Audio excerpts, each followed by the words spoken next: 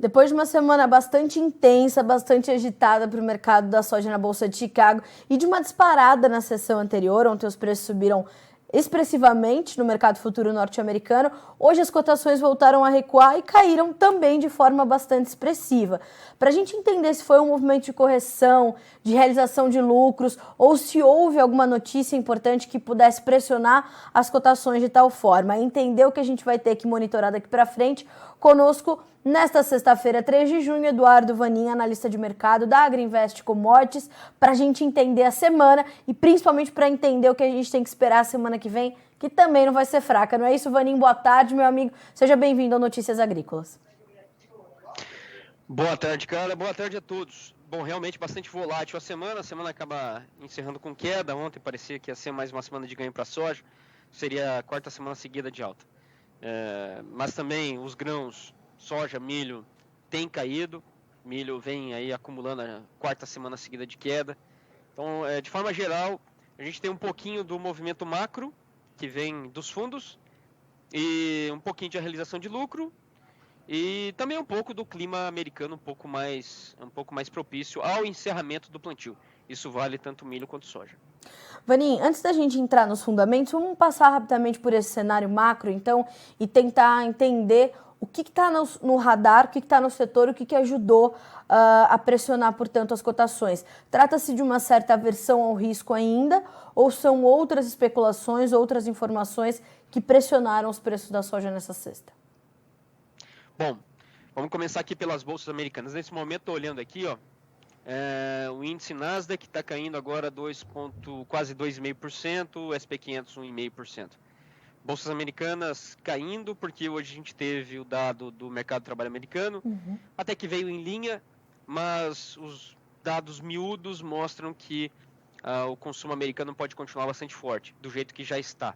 Então, o consumo americano vem crescendo, das famílias, dos lares, o endividamento também vem crescendo, o salário vem dando suporte a esse crescimento do consumo, e a constatação do mercado é de que o BC americano vai ter que ser mais agressivo, para conter, para trazer um equilíbrio do nível de demanda para um nível de oferta que hoje é mais restrito por tudo que está acontecendo no mundo, as cadeias globais de suprimento mais atrapalhadas, questão do Covid-0 na China, tem tudo isso em andamento. E aí, dessa forma, a gente tem esse movimento dos fundos que estão saindo, aos poucos, tem saído das commodities de forma geral. Isso não é só os grãos, mas também, na verdade, energia é a exceção, mas quando a gente olha metais industriais e outras commodities, os fundos têm saído. Vanin, pode ser um movimento contínuo, esse quadro, ou pode ser pontual? E pergunto isso porque a gente olha para essa condição dessa política norte-americana, o que vai acontecer, o que não vai, isso está sendo muito discutido, isso tem sido manchete quase que diariamente, né, para que a gente entenda o caminho desses ativos, o caminho dos investidores. Isso também está caminhando ali meio parelho com as especulações em torno do conflito Rússia e Ucrânia. Tudo vai ficando mais nebuloso na medida em que a gente vai dando continuidade a esse conflito. Hoje é o 100º dia de guerra, né? É isso aí. Bom, claro, faz parte do cenário de inflação, e tem vários desdobramentos não esperados que estão ganhando corpo. Um dos desdobramentos é os Estados Unidos a gente brinca aqui no escritório, os Estados Unidos Biden comprou o problema da Europa, está exportando mais gás e está exportando mais derivados de petróleo. Claro que há um ganho com isso, para as empresas que estão exportando, mas quando a gente pensa no consumidor americano, os estoques nos Estados Unidos estão bastante baixos e isso vem trazendo mais inflação. Então, esse contexto todo, junto com o excesso de liquidez, aí formou um cenário de uma inflação que está ganhando cada vez mais raízes na economia americana, que é algo novo para muitos americanos. Última vez que na história americana tivemos algo parecido foi lá no início da década de 80, e a solução foi uma super alta de juros para matar a inflação e também matar essas raízes. Esse é o temor do mercado, de que também dessa vez o BC americano tenha que também ser bastante agressivo na alta de juros, e tem integrantes do Fed, votantes, que defendem isso. Nossa, o Fed está atrasado, precisa subir juros mais rápido, precisa enxugar a liquidez, porque nós temos um choque de oferta de vários produtos, exemplo, energia, e isso não combina com excesso de liquidez. Aí tem que tirar, tem que enxugar. E ao fazer isso, claro, as commodities elas acabam performando muito mal. Se você pegar lá na história, a partir aí de 82, 81, 82, as commodities passaram a performar lá embaixo, todas elas, até próximas choques de oferta, ou mesmo uma China, que a partir do ano 2000 veio aumentando o consumo de matérias-primas. Então, esse o temor do mercado, e as commodities estão nesse meio. E é interessante a gente observar que a gente vê um caminhar meio que comum dessas commodities agrícolas, metálicas, como você falou, as energéticas elas acabam se destacando e a gente viu, inclusive, a Agrinvest dar esses alertas durante essa semana para essa atenção aos preços recordes que é a gasolina, que o diesel, que os combustíveis de uma forma geral vem registrando não só no Brasil, mas no mundo. E isso também uma hora vai chegar no mercado da soja e no mercado do milho. Perfeito. E aí tem o lado bom e o lado ruim. O lado ruim pode ser agora, com essa questão de um BC americano mais agressivo, já agora nessa reunião de junho, muito importante. Está dado uma alta de 0,5%, mas o mais importante é quais serão as próximas altas. Serão também de 0,5%? Quantas serão de 0,5%? É isso tudo que o mercado está esperando para ver.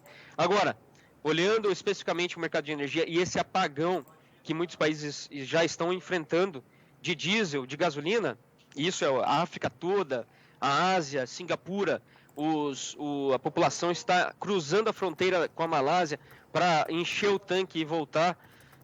Já tem vários países com problemas de falta de derivados. Isso é porque o Ocidente, de uma hora para outra, aí na figura da Europa e dos Estados Unidos, tirou da capacidade de refino global a Rússia, que refina 6,7 milhões de barris por dia. E aí a Europa está tendo que comprar de outros. E, inclusive, isso vem impactando o Brasil também. A Petrobras até está preocupada com essa falta de combustíveis que a gente tem que importar todos os dias. E aí, os países que têm programas de biodiesel, exemplo, Brasil, Estados Unidos, Argentina, a Malásia, a Indonésia, podem ter que aumentar esse programa até para reduzir o consumo de diesel, para não faltar o diesel. Essa é uma possibilidade aqui do Brasil. Se isso acontecer, é mais demanda por soja.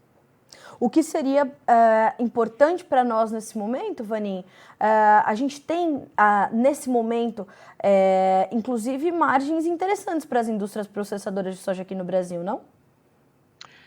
Estavam muito boas, mas por uma questão técnica da curva em Chicago, aí a margem já não está boa, porque hoje a indústria ela está querendo comprar já agosto e setembro. E aí a precificação dessa soja não é mais com base no vencimento julho, que é o spot. Ela já é com base no vencimento setembro, que está bem mais barato do que o julho. E aí o produtor brasileiro ele não aceita. Vamos dizer assim, uma indústria chega para ele e fala, olha, no spot eu te pago R$170, mas para entrega daqui 2 meses eu te pago 160. Na verdade, na cabeça do produtor é o contrário. Estou te dando prazo, você tem que pagar mais. Só que pela curva de Chicago, não é assim. Então a indústria hoje ela está esperando sair de tela o julho, daqui a pouco sair de tela o agosto, para daí voltar para o mercado para completar o programa deles até o final do ano. Mas, de fato, se houver um aumento no Brasil da mistura de biodiesel, é mais demanda por soja, porque vai ter mais demanda por óleo. Tá. Eu acho que a gente foi passando, começou ali pelo macro cenário, e é inevitável falar dos combustíveis quando a gente pensa no macro cenário, e aí a gente consegue já trazer isso para o mercado de grãos, mas acho que agora, nos voltando aos fundamentos, né, Vanin? Isso entrou também na conta dos fundamentos, ou a gente tem outros fatores entre o cenário fundamental que, nesse momento, tomam uma importância maior, como é o caso da safra 22-23 dos Estados Unidos, por exemplo? Sim, do lado da oferta, esse é um ponto importante que até derrubou o milho na Bolsa de Chicago nessas últimas 2 semanas. O prêmio de risco que havia 3 semanas atrás para um atraso no plantio de milho e de soja, mas que foi rapidamente resolvido. Só para ter uma ideia, em 3 semanas o produtor americano plantou 43 milhões de hectares, somando milho e soja. E aí trouxe o percentual plantado já para as médias de 5 anos. Aquele risco de uma redução da área de milho que havia, não há mais. E aí o mercado está tirando isso da frente, está tirando da mesa. Esse é um ponto importante. Aí daqui para frente vai ser o quê? Agora vão ser as condições das lavouras. E os mapas, por exemplo, do NOAA, para esse mês de junho, mostram temperaturas mais elevadas para junho, julho e agosto, e para junho menos chuvas, que nesse momento vai ser bom, até para encerrar o plantio, e também para dar até uma saúde para a planta melhor. Tem bastante água no solo. Curiosidade aí que alguns possam ter, entrar lá no monitor da seca, divulgado nos Estados Unidos toda semana, e aí vocês façam uma comparação com o mês de março. Vocês vão ver que boa parte do meio oeste, norte dos Estados Unidos, estava seco. Agora, o problema é o contrário, está encharcado. E, quer dizer, hoje não se fala mais em problema de seca, tanto no meio oeste como no norte dos Estados Unidos. Hoje tem bastante água para as plantas. Isso mostra que se junho for mais quente e mais seco, no mês de junho isso vai ser benéfico para condições das lavouras. Isso a gente tem que prestar atenção também. Ou seja, essas condições, portanto, que estão previstas aí para os próximos meses, que são meses onde a gente vai ver o potencial produtivo ser definido, tão favoráveis, pelo menos com os mapas e os prognósticos que a gente tem até agora. É isso aí. Ótimo. Agora, aí fica a grande questão. E para julho e agosto? Os mapas também mostram algo assim, mais seco e mais quente. Daí é outra história. Se lá em julho e agosto realmente esses mapas se materializarem, daí a gente pode voltar a ter algum tipo de especulação, aí já no caso de redução de produtividade. Vanim, essa semana também, muitos analistas, né, inclusive você, destacaram essa relação entre o preço da soja e do milho, que se alterou em relação ao que nós vimos há alguns meses, algumas semanas, e começou a favorecer o milho, o que mostra essa possibilidade, portanto, de nós termos um aumento de área de milho e uma redução na soja, ao contrário do que se observou nas estimativas iniciais, principalmente do USDA, o Departamento de Agricultura dos Estados Unidos. E no dia 30 de junho, a gente já tem um relatório que é muito especulado nesse comecinho de mês. Eu queria que você explicasse um pouquinho dessa relação do preço milho e soja para os americanos e como isso vai ganhar cada vez mais peso no mercado, no andamento dos preços de ambas as culturas a partir de agora. Bom, o negócio é o seguinte, a rentabilidade do milho, depois do relatório da intenção de plantio, que foi lá no final de março, melhorou demais. Se vocês pegarem aí o gráfico da soja e do milho, depois aí da intenção de plantio, o milho subiu muito em relação à soja. A relação de troca ela caiu de 2,4, isso até o carnaval, 2,4, uma saca de soja, naquele momento, comprava 2,4 sacas de milho, o que era mais favorável à soja. E aí, de repente, em curto espaço de tempo, essa relação caiu para 2, menos de 2. Aí o milho ganhou valor em cima da soja. Isso aí se transformou numa rentabilidade bem melhor para o milho, principalmente no meio oeste. E onde o milho perdeu mais para a soja. 1.200.000 acres foi a redução ali de milho e o aumento da soja. Em 4 estados. O estado de Iowa, Indiana, Illinois e também o estado de Ohio. Bom, agora com a rentabilidade melhor para o milho, se espera que o produtor americano tenha, então, tomado a decisão de reverter isso aí. Aumentar o milho e reduzir a soja. Esse é o ponto. Aí a relação agora está voltando. Está voltando novamente. Agora está em 2,2, fechou essa semana. 2,21. Então ela saiu de 2,4 para menos de 2 e agora está em 2,21. Hoje, uma saca de soja na Bolsa de Chicago compra 2,21 sacas de milho. E essa mudança, essa relação poderia então promover alguma mudança ainda na decisão do produtor americano, ou já não tem tanta mudança, isso já veio acontecendo e a gente vai ver a confirmação disso no final do mês. O que a gente tem que entender diante dessa mudança na relação? Bom, a coisa já está definida. Se houver algum tipo de mudança, vai ser muito pequena. Então, realmente, a decisão que o produtor tomou já foi feita e se espera e o mercado vem apostando nisso, que venha um aumento da área de milho e uma redução da área da soja. Então, daqui para frente já não muda mais. Certo. A decisão que o produtor tomou. Agora, esse número, ele ainda tem outras revisões. Tem mais 4. Agora tem a primeira, depois em setembro tem mais uma, em novembro tem mais uma e em janeiro a última, quando se fala de área. Essa é só a primeira. Por exemplo, ano passado, o produtor americano, ele reportou um número de 92 milhões de acres para o milho, mas a área final, ao longo aí das revisões, foi de 93,4. Aumentou a área de milho. E no caso da soja, houve até uma pequena redução de 400 mil acres, entre a intenção até a última revisão. Uhum. Esse número ele vai mudando. Agora, ele não muda porque, de repente, o produtor americano decidiu plantar mais lá, por exemplo, em julho. Ele muda em função aí do reporte dos produtores, a decisão de não plantio, que às vezes muda para mais ou para menos. Então, tem uma série de questões e mecanismos na comercialização americana que faz com que essa área mude do início até o final. Tá. Embora... Só pois para não, citar por também, favor.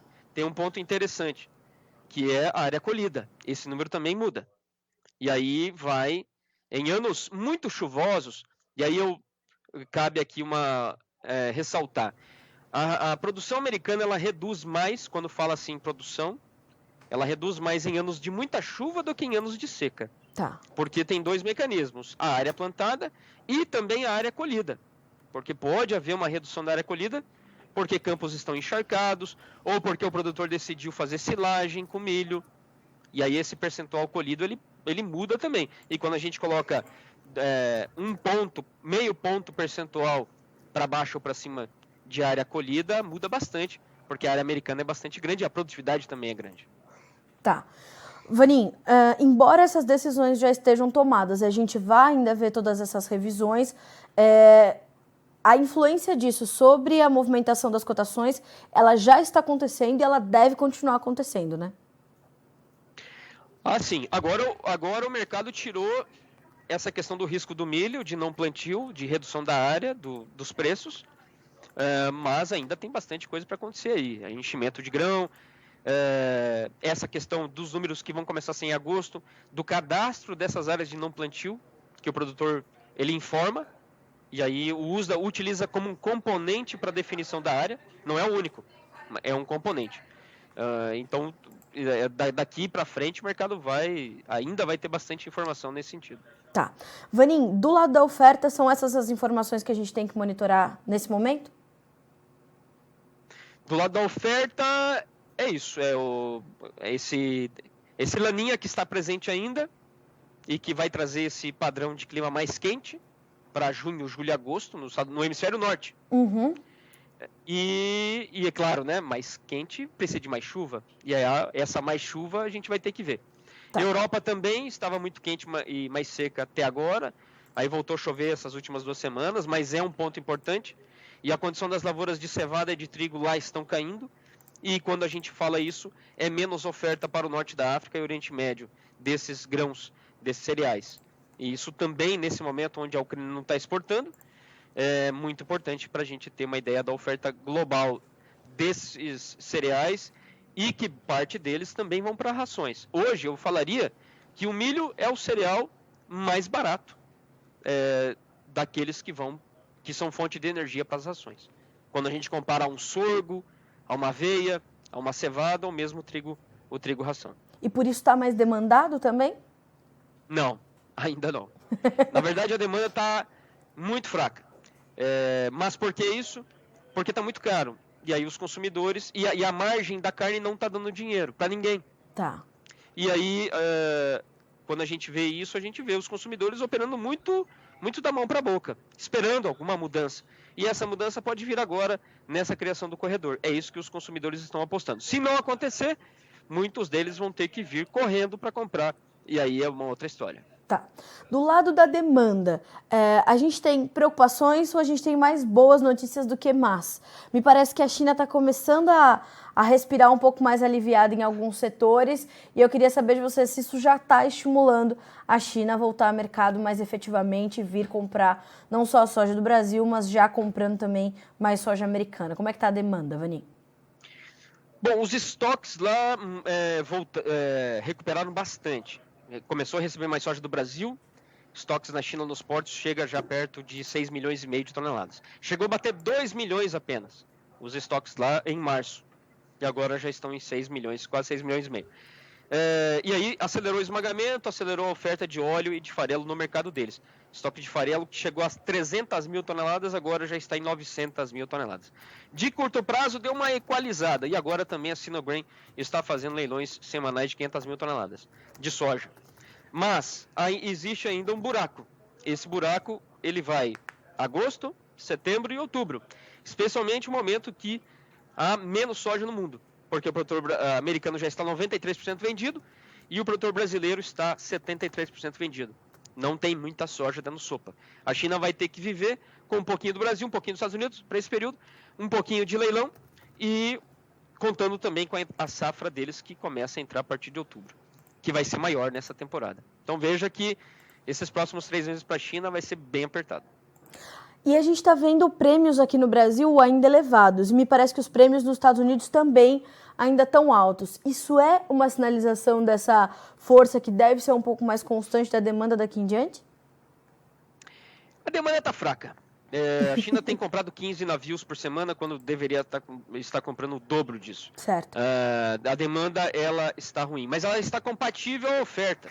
Também se fosse maior, não ia ter o que fazer. O preço ia estar a $20 o bucho. Então ela está compatível à oferta. Realmente os prêmios nesse nível, na verdade quem está caro não é os Estados Unidos, porque os Estados Unidos estão na entre-safra. Quem está caro é o Brasil. É tão caro que hoje a gente tem um pequeníssimo desconto em relação aos Estados Unidos posto China, para embarque agora, julho e agosto. Tá. Então é o Brasil que está caro, mas está caro por causa da quebra. Em anos normais não deveria estar desse jeito. A gente teve, portanto, ainda tem um mercado bastante sensível às perdas que nós tivemos na safra 21-22. Bastante. É muito difícil originar hoje. Não adianta derrubar o prêmio se você não compra nada. Alguém vai ter que pagar essa conta. Tá. E aí, como tem menos soja, então a gente tem esse momento aí onde os prêmios refletem essa falta de grãos aqui no Brasil. Certo. Vanin, como é que a gente está entendendo a composição dos mercados de derivados, em especial de óleos, e o do óleo da soja especificamente, naturalmente, para a formação dos preços do grão? Porque nessa semana esse foi mais um destaque, né? O mercado de óleos, mais uma vez, deu um show aí de altas, máximas históricas para o óleo de palma. Como é que a gente está avaliando esse mercado agora? Bom, óleos vegetais continua apertado, sem sombra de dúvida. Nós temos aí essa questão da Ucrânia que vem, agora o Canadá que tem que dar um alívio, porque é o maior produtor de canola, não só do grão, mas também do óleo, está com a safra bem atrasada, mas a expectativa é que o clima vai ajudar, mas o Canadá está plantado a canola lá 40%, já deveria estar 90%. E tem essa história que a gente comentou no começo, países que têm programa de biodiesel, tem uma saída para economizar no diesel, que seria o aumento da mistura.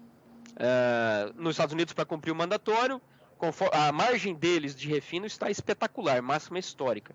Hoje, nos Estados Unidos, vale muito você comprar o petróleo e vender os derivados. Mas ao fazer isso, ou mesmo a produção de gasolina, então tem que obedecer o mandatório e gera mais demanda pelo biodiesel e também pelo etanol de milho.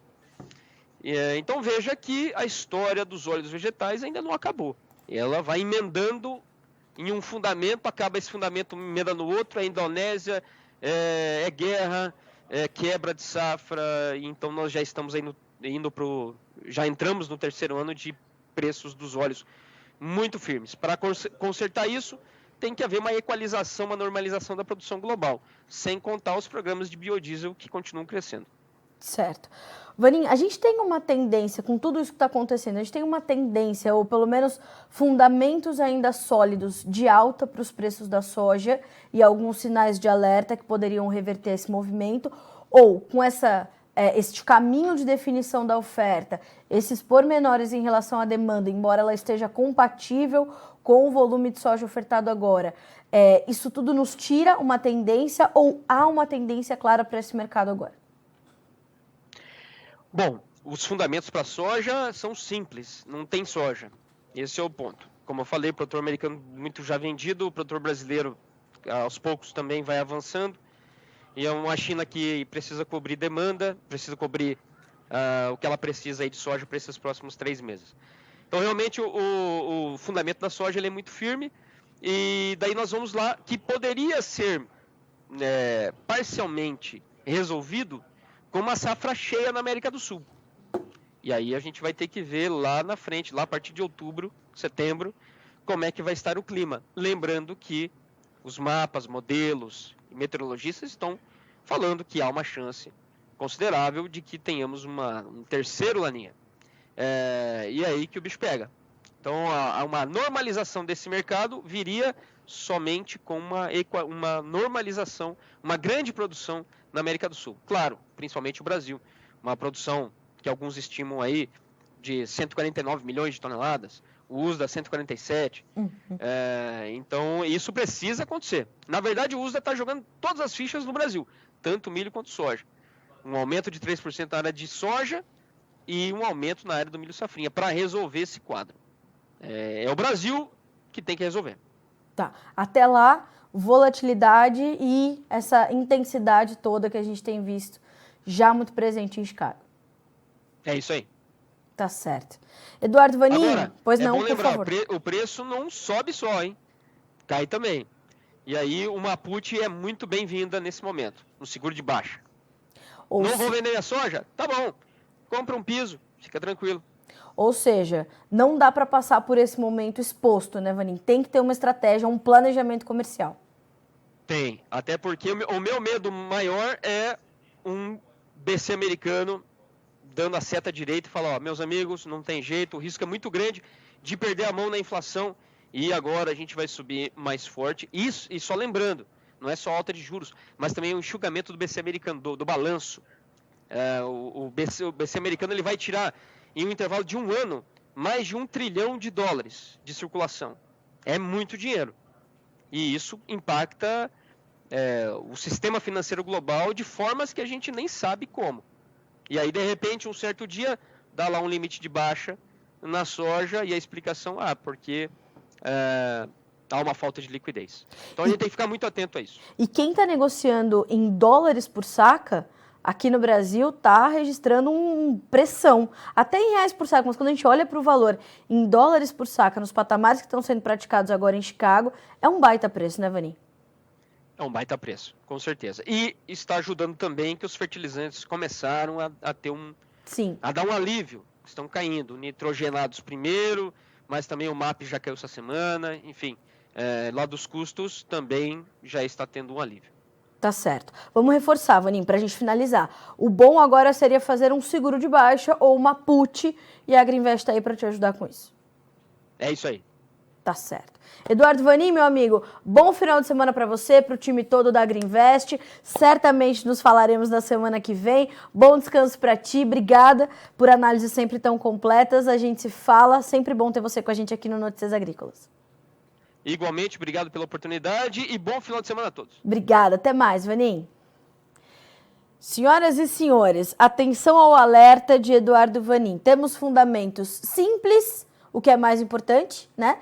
Temos aí falta de oferta, falta de produto, não tem soja, né? Como acabou de falar Eduardo Vanin. E a China ainda precisa, inclusive, comprar volumes consideráveis de soja. A gente já tinha falado isso com o Vanin também na terça-feira, durante o Bom Dia Agro. Ele falou, a gente precisa ver a China comprar pelo menos 20 milhões de toneladas de soja para estar adequadamente abastecida aí para os próximos meses, né? Então, a gente não tem soja e a gente precisa ver a China comprar soja nos próximos meses. Mas, Como o macro cenário ainda está muito incerto, a gente tem muitas coisas para acontecer que poderiam tirar essa força da soja por conta dessa saída dos investidores desses ativos mais sensíveis, mais arriscados, como são as commodities agrícolas, e na soja há uma posição comprada muito forte agora, a gente poderia ver o recuo, né, como disse o Vaninho, o preço não só sobe. Então, se ele cai, para você não passar por isso despercebido, faça um seguro de baixa, faça uma put, né, busque um profissional de comercialização da sua confiança, como é o caso do time todo da Agriinvest, para te ajudar. O importante é não passar por esse momento muito exposto. A exposição é o que vai tirar dinheiro do seu bolso e não é isso que você quer. Então, nós temos aí um quadro fundamental ainda sólido para garantir essa tendência de alta, mas o financeiro bastante perigoso. Atenção a toda a política monetária lá nos Estados Unidos, que ainda vai trazer muita surpresa, como disse o Eduardo Vanin. O Banco Central Americano, ou Federal Reserve, né, sob o comando do Sr. Jerome Powell, pode tirar de circulação $1 trilhão e também, de acordo com o Vanin, que é um grande conhecedor desse mercado, experiente, dizendo, a gente não sabe que impacto isso pode ter sobre os mercados. Então, tenha atenção, não dá para olhar só para os fundamentos agora, tem que dar 2 passos para trás e olhar também para o financeiro e garantir essas operações de comercialização. Operações que estejam estruturadas o suficiente para não te deixar exposto a este momento, tá certo? Vamos ver como é que ficaram as cotações nesse momento. Números da soja para você na tela. Julho, $16,97 por bushel, perdendo 31,5 pontos. O agosto, $16,33, 25 pontos de queda. O setembro, 15,59, caindo 20 pontos mais 75. O novembro, $15,27, a baixa foi de 14 pontos mais 75. Vamos agora para os preços do milho. O milho testou altas, mas voltou para o vermelho e fechou com pequenas baixas. O julho, $7,27 por bushel, o setembro, $7,01, o dezembro, $6,90, o março, $6,95. As baixas variaram de 3,25 a 4,25 nestes que são os contratos mais negociados. Para concluir, os preços do trigo, que também recuaram forte nessa sexta-feira. Foi mais uma semana muito agressiva para o mercado do trigo.